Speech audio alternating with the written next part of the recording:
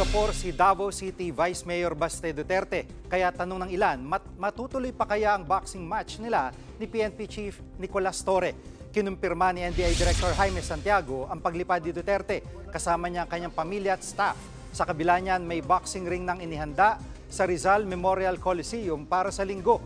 Kaninang umaga, nag-jogging sa gitna ng ulan si Torre bilang paghahanda.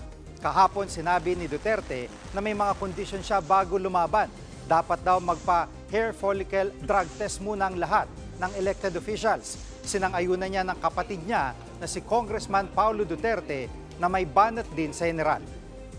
Mapirmahon sa siguro na itong kalaban kasi mapuruhan, mamatay, mapriso ko igsoon, na ko sila dahilan. Mapirmahan sa sila sa bugado. Mas maayo na. Puro mga sila isog. Mga kapatid, Jig Manikad po, pagdating sa mahalagang balita sa loob at labas ng bansa, dapat una sa lahat, mag-follow at mag-subscribe na sa social media pages ng News 5.